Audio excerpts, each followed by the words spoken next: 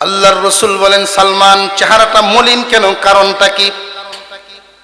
ইয়া রাসূলুল্লাহ, ইয়া হাবিবাল্লাহ, ইহুদিরা এমনি মুসলমানদেরকে নিয়ে একটু হিংসা করে।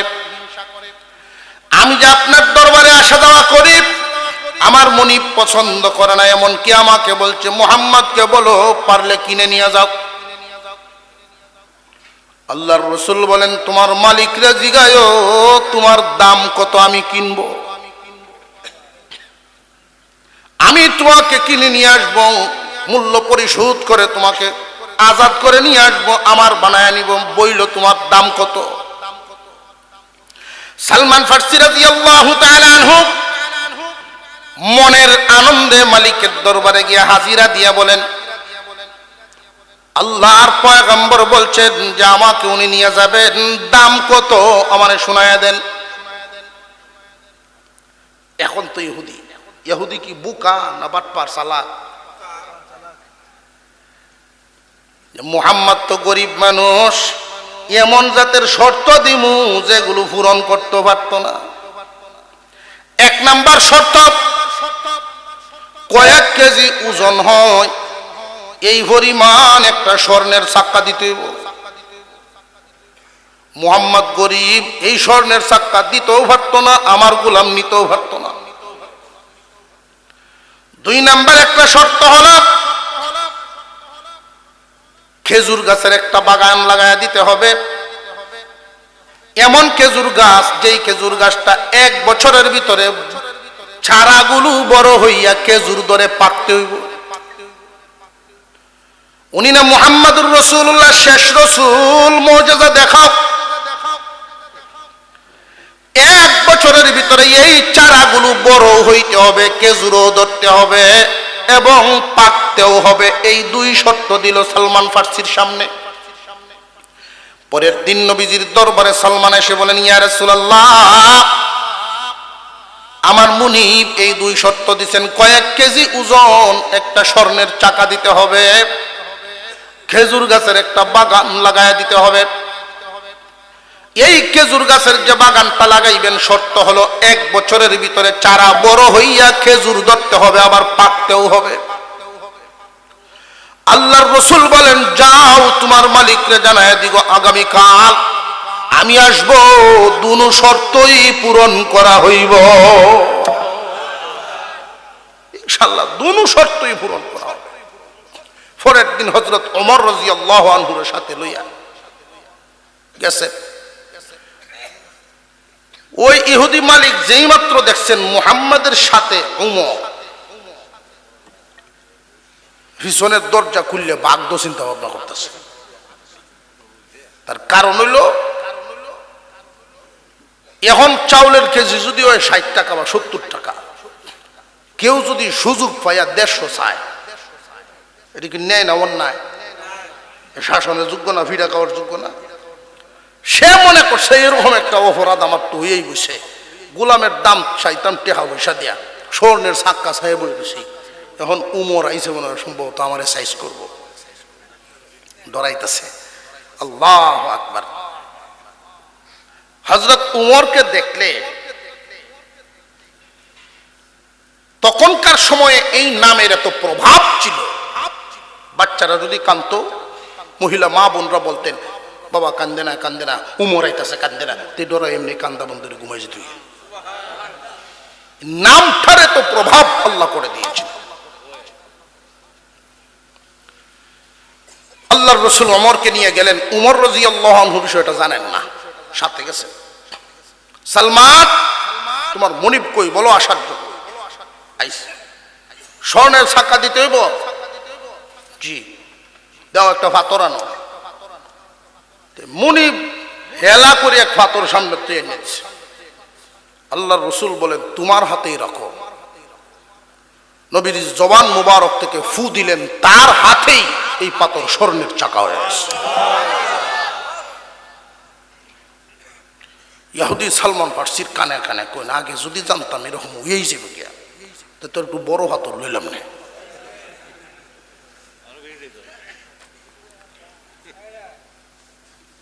সারা কই, যে সারা রাখা আছে, 100 খেজুর গাছ।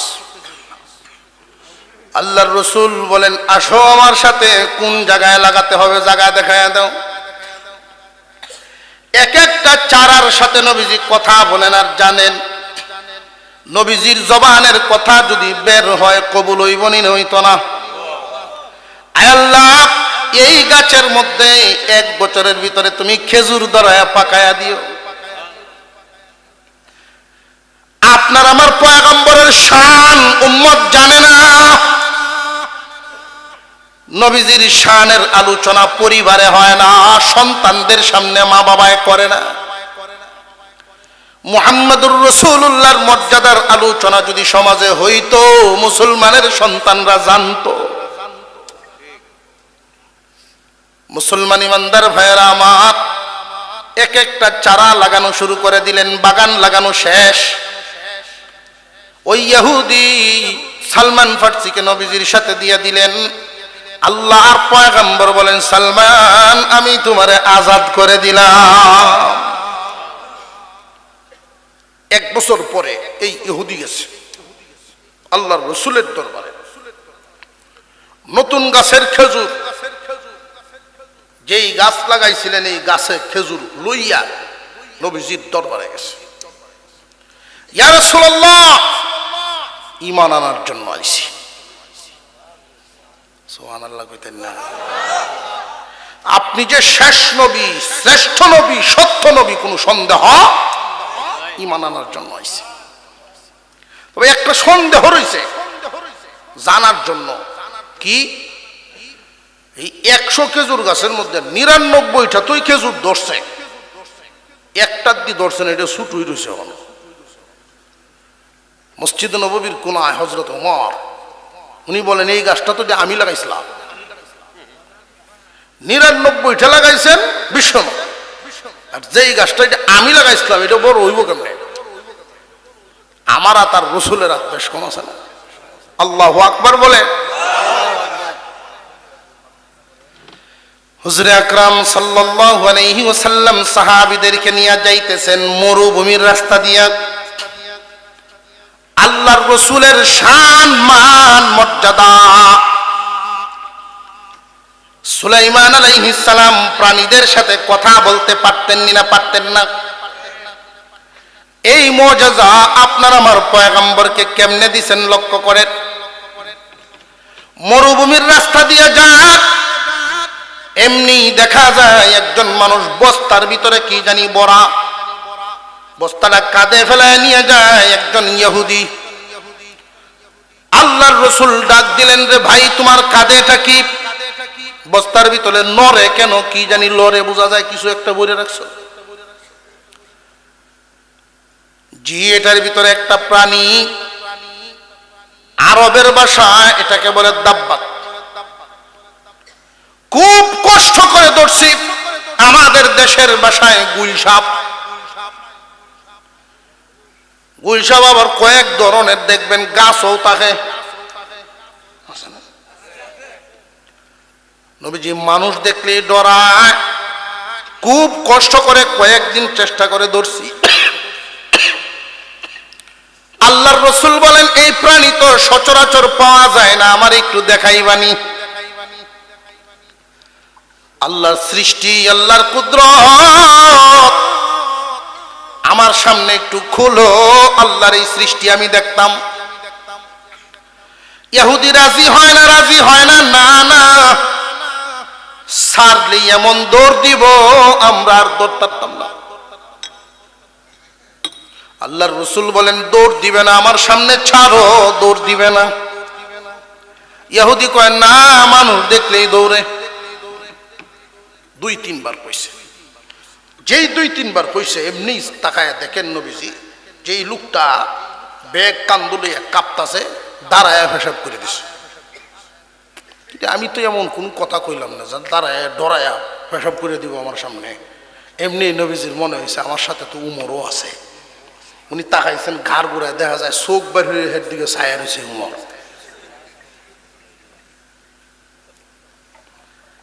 ছাউনিতে এটা বুঝাইতেছে আল্লাহর রসুলের সামনে তো তোরে কিস্তা করলাম না, বুঝতে পারবে আরেকবার। ডরায় মুততে দিছে জায়গা। আল্লাহর রাসূল বলেন, ওমর জিনিসটা তার, ইচ্ছা হইলে দেখাবে, ইচ্ছা না হইলে দেখাবে না, জোর করার অধিকার আমার নাই। তুমি যা করছো এটা জোর করছো। হযরত ওমরের বাপ, জি হুজুর আমার ভুল হয়ে গেছে। আল্লাহর রাসূলের জবান মুবারকের এই কথা শুনিয়া ইহুদি বলেন, আপনি তো ইচ্ছা করলে ওমরকে দিয়ে আমারে জোর করেও বাইর করতে পারতেন। আমরা কি ক্ষমতা লাগাই না কামো মাঝে মাঝে? কেউর গাছও ফাঁকা, একটা পেঁপেই ধরেন চাইছে, চাষি দেল হয় না, ফাঁকিয়া রয়েছে, খাইলাই আমরা না বেড়া, আমার নাতি আইব, নাতি আয় খাইব, নাতি আইব, আচ্ছা আচ্ছার দ্বারা বুঝাইছে যে হান যাও কালি।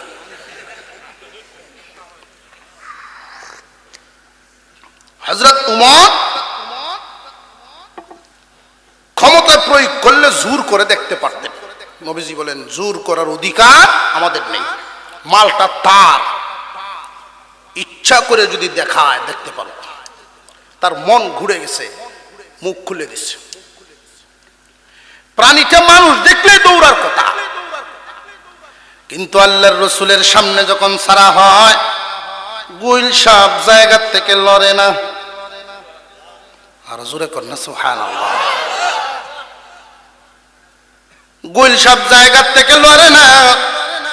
আপনার আমার পয়গম্বর ওই প্রাণীটারে যেইভাবে দেখতেছিলেন, ওই প্রাণীটায় আরো বেশি মনোযোগের নজর দিয়ে নবীজির চেহারা দেখতেছিলেন। কিছুক্ষণ দেখার পরে আল্লাহর পয়গম্বর বলেন, তোমার দাব্বাত নিয়ে যাও, আমি আল্লাহর এই মাখলুক দেখছি। এখন লোকটা এইভাবে ধইরা যখন টান দেয়, নবীজির সামন থেকে এটা আসতে চায় না, জমিন খামছায়া ধরছে। ইহুদি তো আশ্চর্য হয়ে গেছে, যেই প্রাণী মানুষ দেখলে দৌড়ায়, কেমন মানুষের সামনে ছাড়লাম গো, প্রাণী মানুষের সামনেই থাকতে চায়। আমার তো মনে হইতেছে তুমি সত্যি আল্লাহর রাসূল মুহাম্মদ। যদিও আমরা ইহুদিরা মানি না, আমার মনে হয় তুমি সত্য নবী। আগের যুগের নবীগণ তো মুআজিজা দেখাইতো, এই মুহূর্তে আমার সামনে যদি এই গুলসাপটা মানুষের মতো বলিয়া দেয় তোমার পরিচয়, আমি আর দেরি করব না, তোমার হাত ধরে আমি মুসলমান হয়ে যাই। যেই মাত্র এই কথা বলছে লোকটা, আল্লাহর পয়গম্বর চিরস্থায়ী জাহান্নাম থেকে বাঁচানোর জন্য একজন মানুষকে, একজন বেঈমানকে ঈমানদার বানানোর জন্য সাপকে উদ্দেশ্য করে তিনি বলেন, কুল মান আনা, বল আমি কে, রে কই সাপ বল আমি কে। আল্লাহর পয়গম্বর দুইবার মাত্র বলছেন, এমনি গুই সাপটা মুখে ফেনা বের করা শুরু করে দিয়েছে, জমিনে গোড়াগড়ি শুরু করছে, কথা বলার চেষ্টা শুরু করে দিছে। জিহ্বা বের করে দিয়ে আল্লাহর দরবারে দরখাস্ত করে, আল্লাহ জবান খুলে দাও তোমার রাসূলের পরিচয় দেওয়ার জন্য। আল্লাহ রাব্বুল আলামিন ইহুদির সামনেই তার জবান খুলে দেয়। এমনি এই গুই সাপটাই বলা শুরু করলো, আনতা মুহাম্মাদুর রাসূলুল্লাহ। আর দেরি নাই, কালিমা পড়ে মুসলমান বানায় দেয়, এই মুহূর্তেই ঈমান আনায় দেয়। আপনার আমার রাসূলের শান আমাদের বুঝে আসে না, শানের আলোচনা হয় না। আল্লাহ পাক রব্বুল আলামিন বলেন, ওয়ালাল আখিরাতু খায়রুল লাকা মিনাল উলা। ও দোস্ত আমার, কয়েকদিন কষ্ট পাইছেন, ওই মানুষগুলো আপনার অন্তরে আঘাত দিল, আমি আল্লাহ খুশি করার জন্য আপনারে পুরস্কার দিলাম। বর্তমান থেকে ভবিষ্যতে আপনার জন্য অনেক নিয়ামত, ইহকাল থেকে পরকালে আপনার জন্য এমন নিয়ামত যেই নিয়ামত অন্য কোনো পয়গম্বরকে দেওয়া হবে না। এই নিয়ামতগুলো আপনাকে দেওয়া হবে।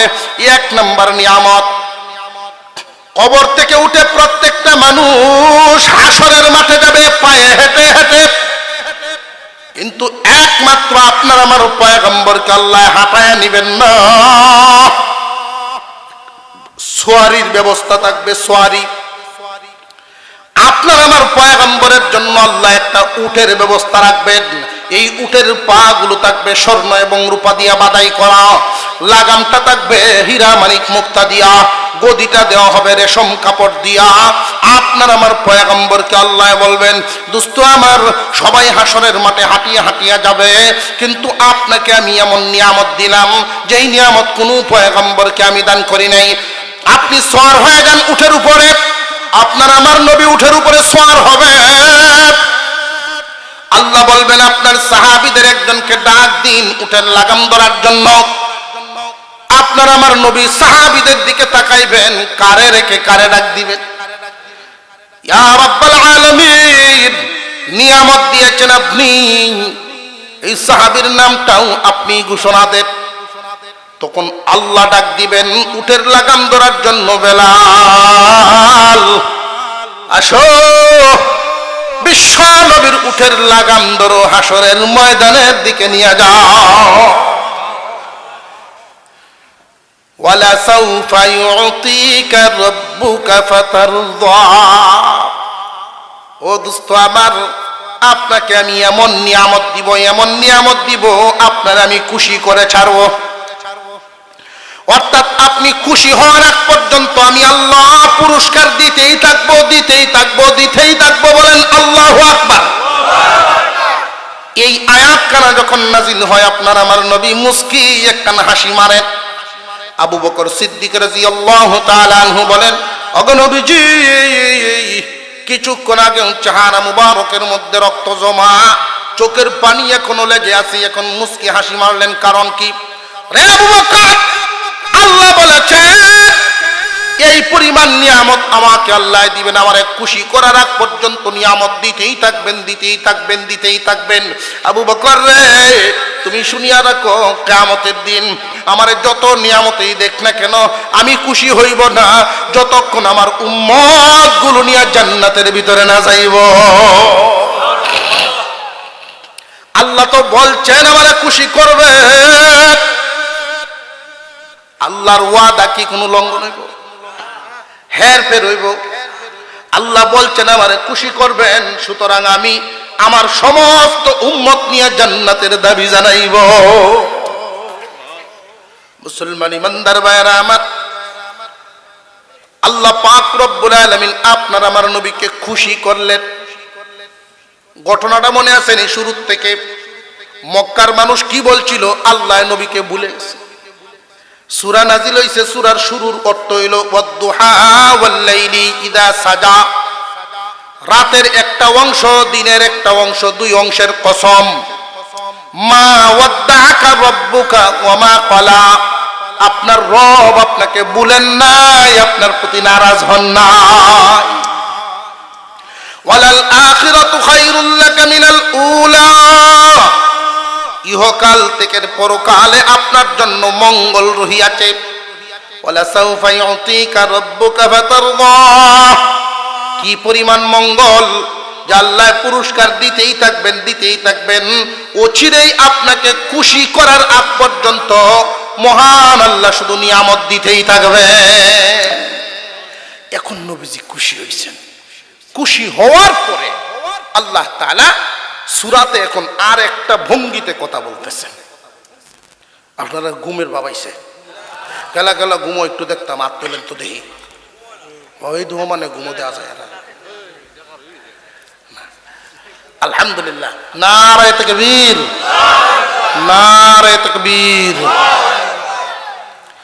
আল্লাহ পাক আরেক ভঙ্গিতে এখন আলোচনা করতেছেন। দোস্ত, এই কয়েকদিন মাত্র ওহী বন্ধ, আর এরা বলছে আমি আপনারা ভুলে গেছি। এই কথাটা আপনি শুনিয়া মানিয়ে লাইছেন, আপনিও মনে প্রাণে বিশ্বাস করে কান্না শুরু করে দিছেন।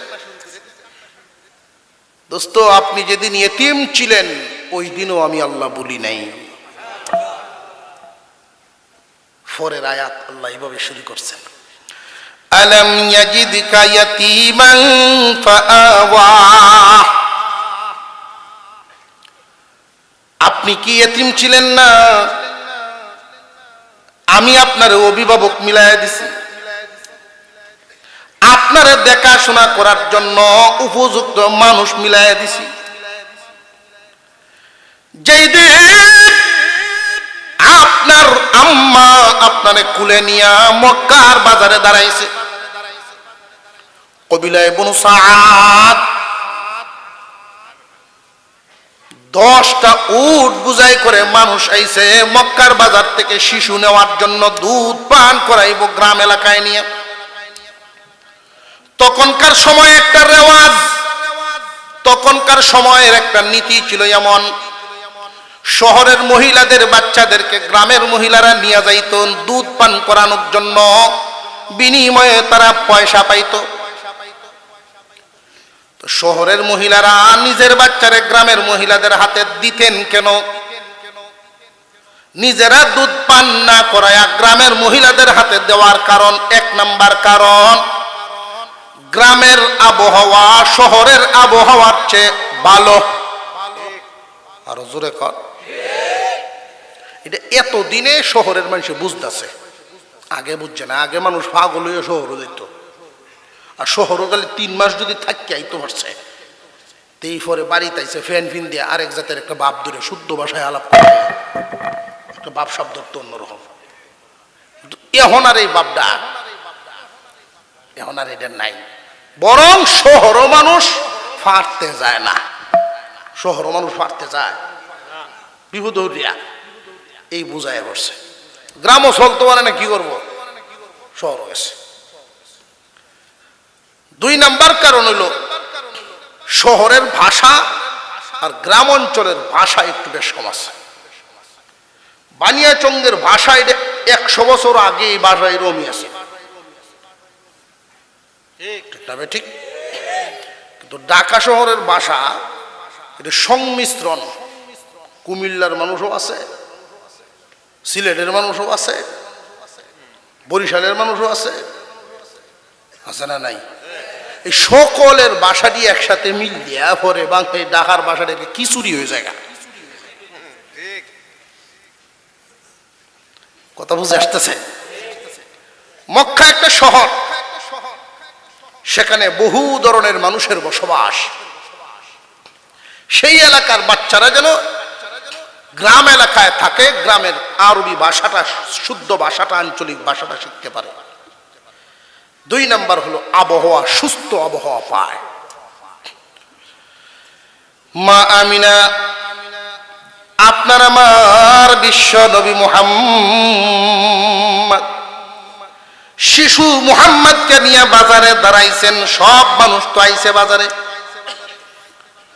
ওই দিন খুব ভালো করে বুঝবেন, খুব ভালো করে বুঝবেন, শিশুকে দেওয়ার জন্য মা কুলে দাঁড়াইছে, বাবাও তো সাথে আছে প্রত্যেক বাচ্চাদের। বাবায় মাঝে মাঝে কুল হলো, বাজারের এই মাথায় ওই মাথায় বেড়ায়। কিন্তু ওই দিন আমিনার সাথে তো আব্দুল্লাহ নাই, আল্লাহর নবীর আব্বা নাই। বাজারের কোনায় দাঁড়ায় দাঁড়ায় চোখের পানি ছাড়েন আর আমিনায় কান্দেন। আমার মুহাম্মাদের বাপ যদি থাকতো, আমার ভূতেরও তো কুলো লইয়া বাজারে গুল। আল্লাহ পাক রব্বুল আলামিন জিবরাইল আমিনকে বলেন, জিবরাইল রে, এই মক্কার বাজারে আব্দুল্লাহ কুলো লইয়া ঘুরলো, কিন্তু আমি আব্দুল্লাহরে নিয়ে আসছি। আমি নাই তো জানে না আমার দুস্তরে শুধু মক্কার বাজার না, কোন নবীরে যেখানে ঘুরাইতে আনি নাই, আমার দুস্তরে আমি 7 আসমানের উপরে ঘুরাইতে আনবো, মেরাজ করাইতে। মা আমিনা বাজারের কুলে নিয়ে দাঁড়ায় রয়েছেন কোনাতে। কবিলায় বনু সাদ, এই কবিলার সাথে একজন মানুষ আসছেন, কাফেলার সাথে একজন মহিলা হালিমাতুস সাদিয়া। আলম ইয়াজিদকা ইয়াতীমান ফাআওয়া। ও আমার দোস্ত, মক্কার মানুষদের কথায় ভাবছেন আমি ভুলে গেছি, কয়েকদিন মাত্র ওহী বন্ধ।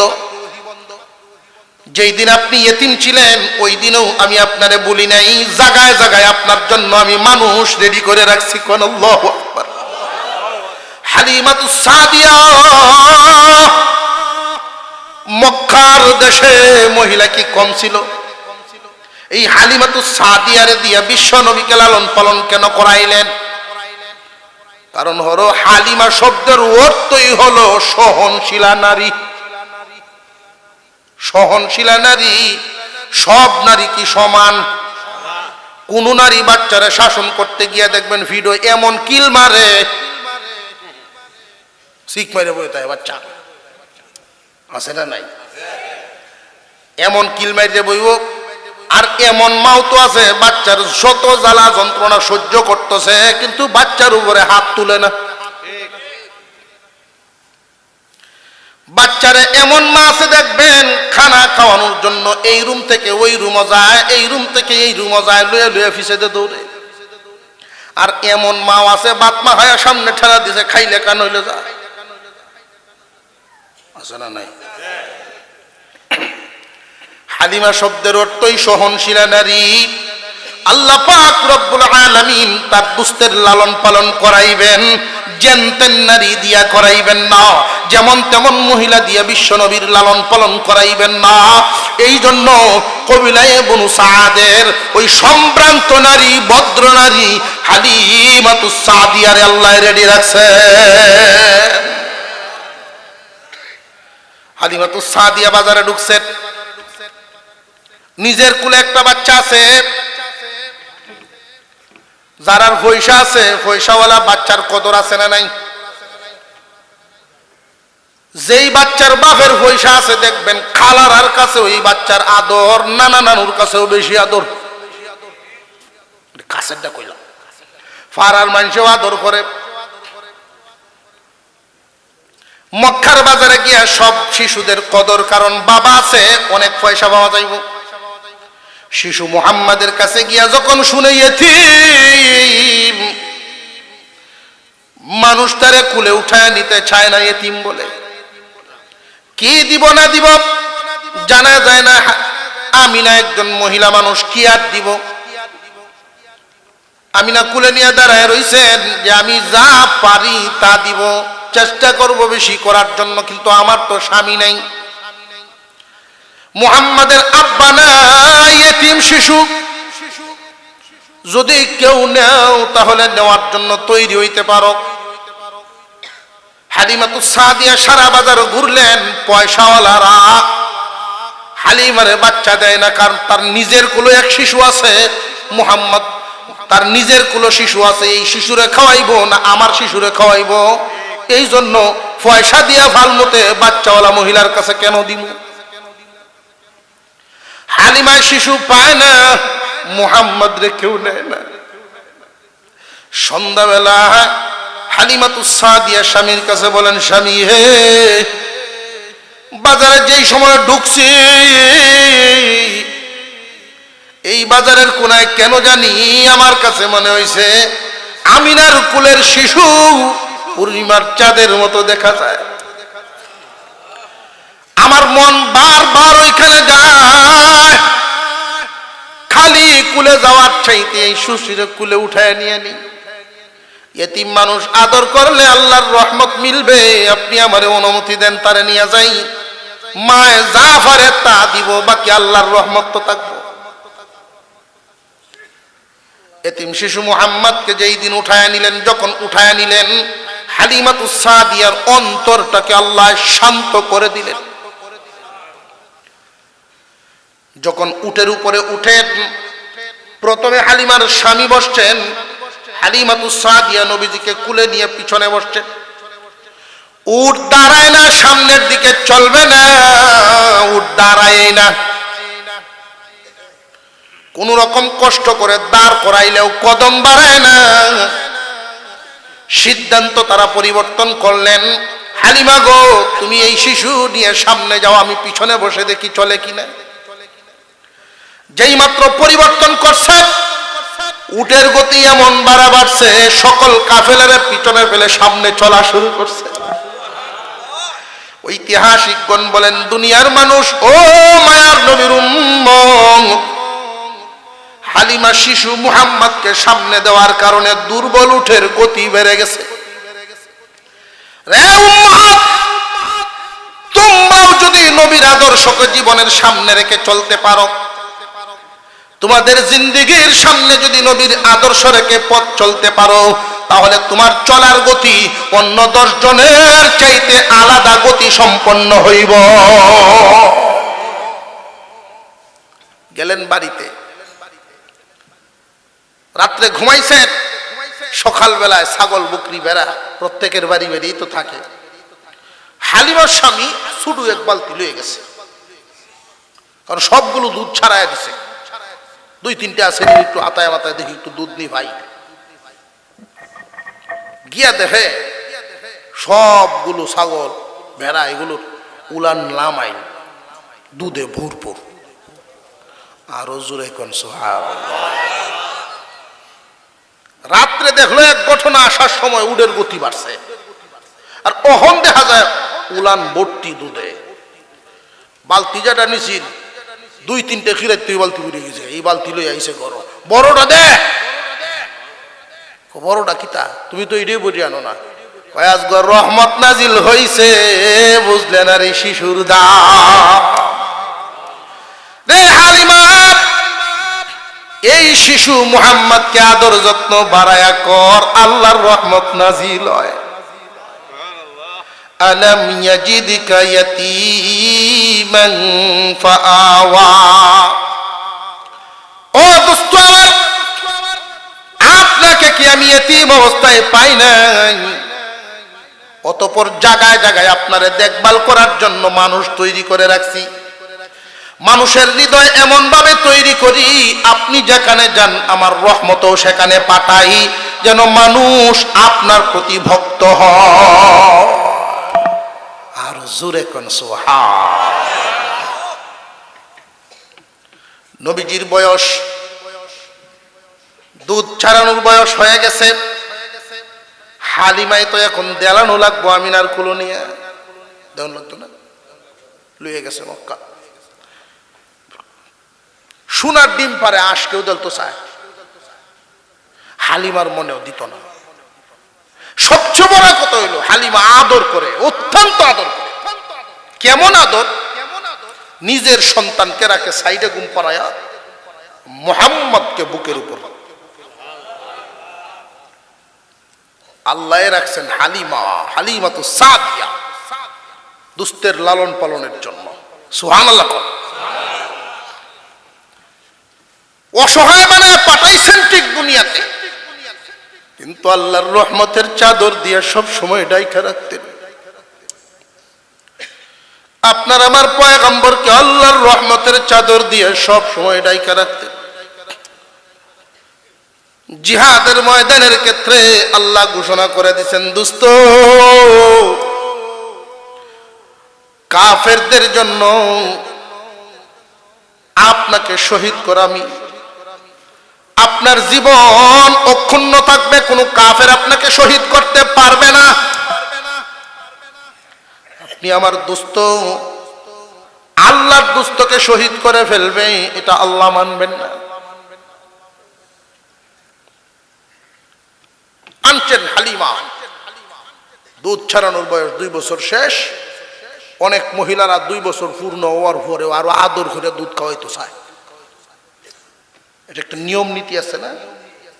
2 বছর বয়স হয়ে গেলে পরবর্তীতে আর খাওয়াবো না। 1 সপ্তাহ 2 সপ্তাহ আগের থেকেই প্রশিক্ষণ নেওয়া, আস্তে আস্তে সারানো। বাড়তি খাবার 6 মাস পর থেকে তো দেওয়া হয়। এর ভিতরেও যদি আপনি দুধ ছাড়াইতে না পারেন, হালিমা নিয়ে আসছেন মক্কায়। আর ওই সময় মক্কা নগরীতে এক ধরনের একটা ভাইরাস চলতেছে, মহামারী।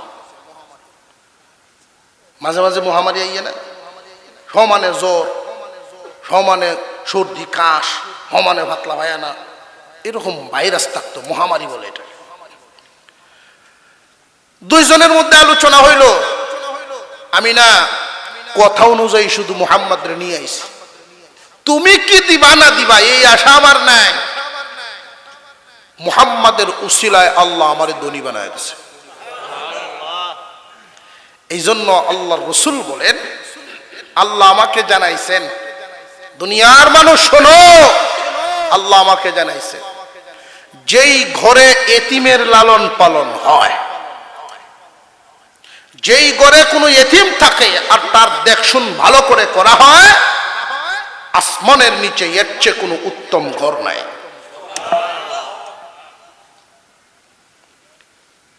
কোন বিধবা নারী স্বামী হারা, এই সন্তানগুলো নিয়ে যদি নিজের চরিত্র ঠিক রেখে, নিজের চরিত্রটা ঠিক রেখে যে না আমি আর স্বামী গ্রহণ করব না, এই এতিমের লালন পালন করব, আল্লাহর রাসূল বলেন এতিমের অভিভাবক আর আমি মুহাম্মদুর রাসূলুল্লাহ হাসরের মাঠে এই দুই আঙ্গুল যত কাছাকাছি, হাসরের মাঠে থাকবো এত কাছাকাছি। কেউ যদি আদর করে এতিমের মাথায় হাত বুলাইয়া দেয়, এই হাতের নিচে যতটা চুল পড়ে আল্লাহ এতটা নেকি দান করে। আর এখন এমন কিছু রাগব বল আছে, এতিমের মাল খায় কাফেররা, আবু জেহেল খাইতো। আর আইতাল্লাযী ইউকাযযিবু বিদ্দীন সূরার মধ্যে খাসলত তুলে ধরা হয়েছে, এতিমের মাল খাইবে, এটা কাফেরের খাসলত। বড় ভাই মারা গেছে, ছোট ভাই যদি সুযোগ পায় বিলের ক্ষেত নামার ক্ষেতটি দিব এতিমরে, আর সরসটি নিব হের বাড়ো। এতিমের প্রতি ইনসাফ করলো না বেইনসাফ? এতিমের পক্ষে যদি কেউ মাত্র আইয়ে তার উল্টা পাল্টা কথা কইব, কত দরুদি গাল লাগি বেড়ার সাথে আরো কাজ লাগবে। জেনে রাখবেন, এতিমের মাল যদি কেউ ঠকায়া খায়, আল্লাহ তুলনা করেছেন এতিমের মাল আগুন, আর আগুন যেখানেও যায় ফুটিয়ে ছাই বানায় সারে, তোমারটা সহ শেষ হইব। হালিমা আর আমিনা দুজন একটা পাথরের উপরে বইছেন, যেহেতু মহামারী চলতেছে তোমার চুক্তি অনুযায়ী লইয়া ইসলাম আবার নিয়ে যাইব সাথে, মুহাম্মদকে এখানে রাখবো না, তুমি পেটে ধরছো আমি তো দুধ খাওয়াইয়া ভালছি, এখানে তুই যেতাম না। দুইজন গপ করতেছে, কন্যা সোহাগ। নবীজির শানের একটা কথা এখন শুনেন, খুব মনোযোগ দিয়ে শুনবেন। হালিমায় বলতেছে, আমিনা গো, জীবনে অনেক শিশু দেখছি, অনেক শিশু দেখছি, অনেক শিশু দেখলাম, কিন্তু মুহাম্মাদের মতো এত সুন্দর শিশু আমি হালিমা জীবনে কোনোদিন দেখি নাই। আমিনা বলেন, হালিমা তুমি গ্রামের মানুষ আর আমি থাকি শহরে, মক্কা এবং মদিনা দুই শহর আমি ঘুরছি। আমি শহরের মানুষ হয়েও আমার নিজের সন্তান মুহাম্মাদের মতো কোন সুন্দর সন্তান আমি দেখি নাই, এত সুন্দর শিশু আমার জীবনেও দেখছি না। আল্লাহ বলেন, জিবরাইল এই মুহূর্তে যদি তুমি থাকতা তুমি কি বলতা, তুমি বলো দেখি তোমার ভাষা কি? জিবরাইল আলাইহিস সালাম বলেন, আমি তামাম দুনিয়া 1 মিনিটের মধ্যে, তামাম দুনিয়া 1টা সেকেন্ডের ভিতরে চক্কর দিতে পারি। তামাম সৃষ্টি জগৎ ঘুরে ঘুরে দেখেছি, আদম আলাইহিস সালাম থেকে নিয়ে সকল নবীগণের কাছে আসা যাওয়া করেছি, আমি কোন জায়গায় মুহাম্মাদের মতো এত সুন্দর মানুষ দেখি নাই। হালিমায়ও দেখে নাই, আমিনায়ও দেখে নাই, জিবরাইল কয় আমিও দেখি নাই। স্বয়ং আল্লাহ বলেন, জিবরাইল তবে শোনো, তোমরা দেখো নাই মানে কি যে তাকতেও পারে, এমন কি তোমরা দেখছো না যে তাকতেও পারে, হয়তো আমরা দেখছি না। আমি মাখলুক গুলো বানাইছি আমি আল্লাহ, আমার বক্তব্য তুমি শুনিয়া লও। আমার দোস্ত মুহাম্মাদের মতো সুন্দর করে এমন কোন মাখলুক আমি বানাই না।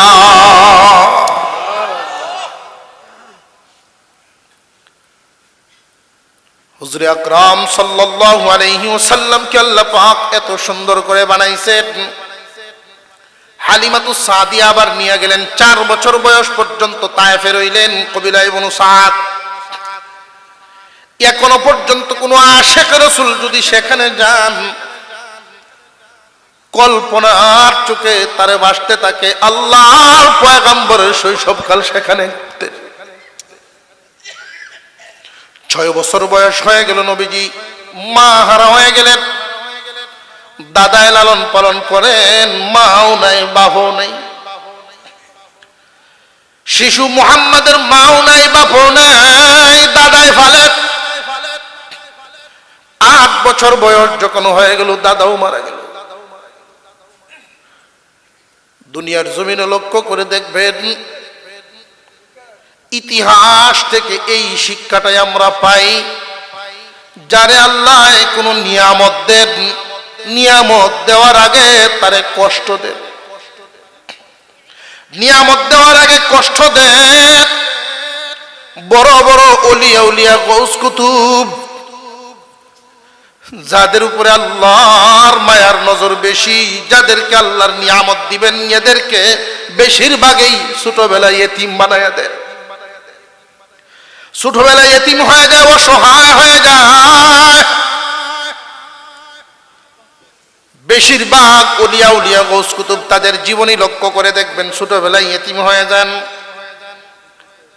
যাদেরকে আল্লাহ নিয়ামত দিবেন, বড় বানাইবেন, আগে তারে খুব কষ্ট দেন। আপনার আমার পয়গম্বর 8 বছর বয়সের সময় দাদাও হারায় ফেলছেন। 12 বছর বয়স পর্যন্ত চাচার তত্ত্বাবধানে ছিলেন। চাচা বিভিন্ন কাজে, ব্যবসা বাণিজ্যের কাজে এদিক সেদিক যাওয়া লাগে। একা মুহাম্মদকে কার কাছে রেখে যাইবেন? আবার তার তো একটা স্থায়ীভাবে কাজকর্মের সাথে লাগার দরকার। আবু তালেব শিশু, মুহাম্মদ 12 বছরের শিশু। এই 12 বছরের কিশোর মুহাম্মদকে নিয়ে গেলেন খাদিজাতুল কুবরা রাদিয়াল্লাহু আনহার বাড়ি। খাদিজা গো, আপনি ধনী মানুষ, অনেক রাকাল বালক আপনার আন্ডারে আছে, ছাগল বকরি ভেড়া রাকালি করে, আপনার এখানেই থাকে, আপনার এখানেই খায়। আমি অত্যন্ত ভদ্র একটা বালক আনলাম, আমার আপন ভাতিজা মুহাম্মদ, মাও নাই, তার বাবাও নাই, আপনার কাছে রাইকা গেলাম, কোন একটা কাজে লাগাইয়া দিয়েন আমার ভাতিজারে, বিনিময়ে খাওয়াইবেন, আপনার এখানে রাখবেন। খাদিজাতুল কুবরা রাদিয়াল্লাহু আনহা কিছু ছাগল বকরি ভেড়া তার আন্ডারে দিয়ে দিলেন। একটা ঘর আলাদা, ছাগলগুলো সকালে নিয়ে যাবেন পাহাড়ের পাদদেশে, ঘাস খাওয়ায়, বিকাল বেলায় পানি খাওয়ায় এই ছাগলের ঘরে নিবেন। প্রত্যেক রাকাল যেই ঘরে যার ছাগলগুলো, এই ঘরের কোনায় রাকাল ঘুমায়। বিশ্বনবী মুহাম্মদুর রাসূলুল্লাহ ছাগল রাখালি করে, নারী ছাগলের ঘরেই এক কোনায় তিনি ঘুমাইতেন শিশু মুহাম্মদ। আল্লাহু আকবার বলে। খাদিজাতুল কুবরা রাদিয়াল্লাহু তাআলা আনহার কাছে বিচার আসছে। বিচার কি বিচার?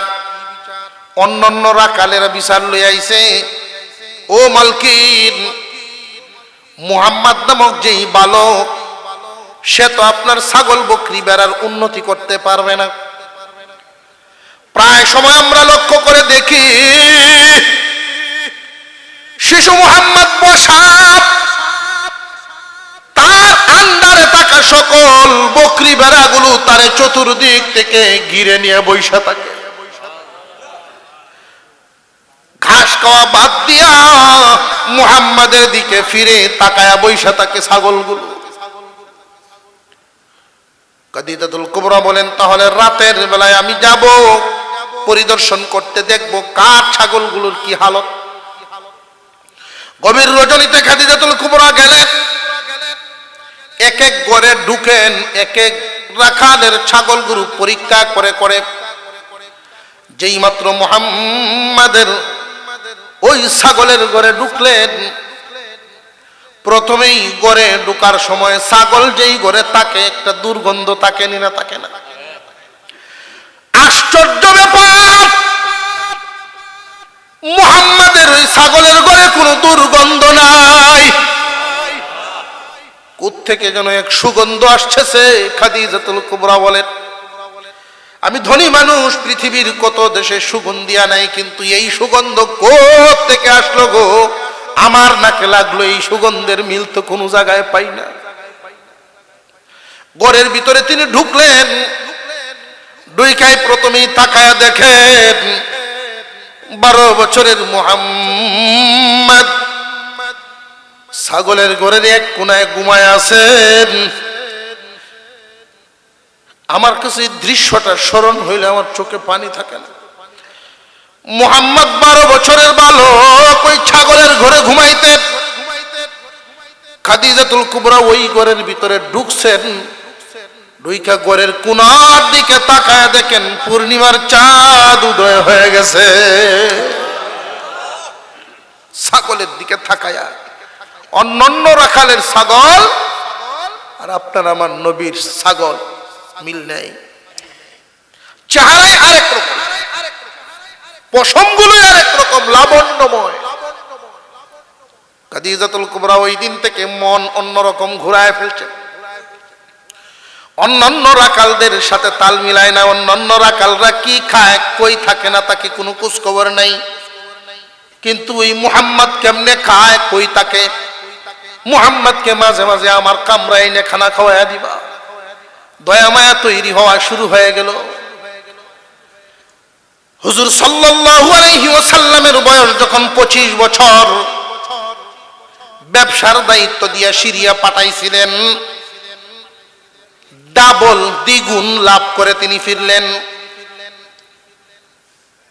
আল্লাহর পয়গম্বর হাওরে যখন মাঝে মাঝে বসা থাকতেন, খাদিজাতুল কুবরা উঁচা টিলার মধ্যে দাঁড়ায়া তাকায়া থাকতেন। প্রখর রোদের মধ্যেও কোনো একটা মেঘ মালা আইসা সূর্যের আলোর সামনে মুহাম্মদকে ছায়া দেয়।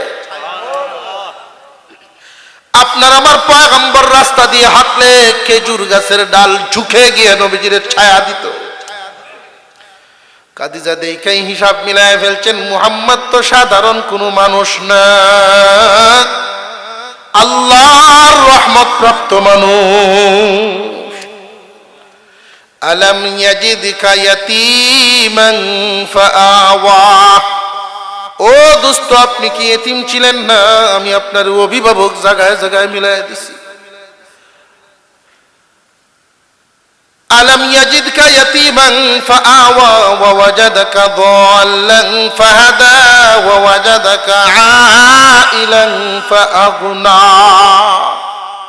আপনি গরীব ছিলেন, খাদিজার মনে এত নরম হয়েছে আপনার দিকে, বিয়ে বসার জন্য, আপনার খেদমতে আসার জন্য নিজের থেকে প্রস্তাব দিছে। মুহাম্মদ আপনার খেদমত করে আমি নিজেকে ধন্য করতে চাই, আপনি রাজি হন। আমার বয়স অনেক বেশি আপনার চাইতে, আমি আপনার যোগ্য নই বয়সে, তারপরেও আমি আপনার খেদমত করতে চাই, খেদমতের সুযোগ দেন। আল্লাহর রাসূল সাল্লাল্লাহু আলাইহি ওয়াসাল্লাম চাচা জানের মাধ্যমে বিয়ে সম্পন্ন হলো। ওনার নিজের চাচা আবু তালেব খুতবা দিছিলেন, খাদিজা তোমার সম্পদ বেশি হইতে পারে, কিন্তু মুহাম্মাদের মতো চরিত্রবান মানুষ দুনিয়ায় খুঁজে পাবা না। প্রথম মানুষ। যেই দিন বিয়ে হলো, খাদিজাতুল কুবরা রাদিয়াল্লাহু আনহা নিজের সমস্ত সম্পত্তি আল্লাহর রাসূলের কদমে দান করে দিলেন। এখন কি আর মুহাম্মদ গরিব রইলেন না ধনী হয়ে গেলেন? তখনকার সময়ে খাদিজাতুল কুবরা রাদিয়াল্লাহু আনহা আরব বিশ্বের 5 নম্বর ধনী ছিলেন। এখন তো 5 নম্বর ধনী আপনার আমার নবী। আল্লাহ তাআলা আপনার আমার নবীর শান মান মর্যাদা বাড়ায়া দিলেন। ওয়াজাদাকা দাল্লান ফাহাদা, শরীয়তের ইলম ছিল না, আমি আপনাকে শরীয়তের জ্ঞান দান করেছি। এই জাতিকে নিয়ে আপনি ভাবতেন কোন পথে নিবেন, পথ পাচ্ছিলেন না, আমি আপনাকে পথ দেখায় দিছি। এদের কথাই মনে করছেন আমি আপনারা ভুলে গেছি, না, ওই দিন থেকে ভুলি নাই, এখনো আপনার সাথে আছি, আপনি আমার দোস্ত। আপনি কিভাবে খুশি হবেন এই মায়ার নজর সব সময় আপনার দিকে আমার থাকে। আপনার উম্মতের জন্য আমি 3টা সবক দিচ্ছি। ফাআম্মাল ইয়াতীমা ফালা তাকহার ওয়া আম্মাস সাইলা ফালা তানহার ওয়া আম্মা বিনি'মাতি রাব্বিকা ফাহাদ্দিস। দোস্ত, আপনি এতিম ছিলেন, আমার দয়া আপনার উপরে ছিল, সুতরাং আপনিও এতিমদেরকে দয়া করবেন। তুচ্ছ তাচ্ছিল্য, ধমক এগুলো ব্যবহার করবেন না। কিয়ামত পর্যন্ত আপনার উম্মতেরাও যেন এতিমদের সাথে কোনো কঠোর আচরণ না করে, এতিমদের সাথে কঠোর আচরণ যেন না করে। এতিমকে ধমক দিবেন না, এর অর্থ এতিমকে শাসন করার নিয়তে ধমক দেওয়া জায়েজ, শাসনের নিয়তে ধমক দেওয়া জায়েজ। তারে তুচ্ছ তাচ্ছিল্যের নিয়তে এতিমকে ধমক দেওয়া হারাম। সরাসরি কোরআনে আল্লাহ নিষেধ করতেছে। আল্লাহর হস্তে যদি কেউ হাত বাড়ায় আপনিও ফেরত দিবেন না, কারণ আপনি ধনী ছিলেন, ধনী বানাইছি আমি। আপনার উম্মতেরাও এটা যেন জেনে রাখে, ধনী বানাইলে আমি আল্লাহ বানাই, নিজে নিজে কেউ ধনী হইতে পারে না। যারে যেই নিয়ামত দেই, আপনাকে শরীয়তের নিয়ামত দিয়েছি বর্ণনা করে, দুনিয়ার জমিনে আমি যারে যেই নিয়ামত দেই, নিয়ামতের শুকরিয়া যেন 2 ভাবে আদায় করে, কওলি ফেইলি, কথার মাধ্যমে, কাজের মাধ্যমে। যারে যেই দায়িত্ব দেওয়া হয়, দায়িত্বের হক আদায় করে যেন দায়িত্ব পালন করা হয়। আর আল্লাহর দেয়া নিয়ামতের শুকরিয়া যেন জবানে আদায় করা হয়। আল্লাহ তাআলা আমাদেরকে আমলের তৌফিক দেন, বলুন আমিন। আরো জোরে বলেন আমিন।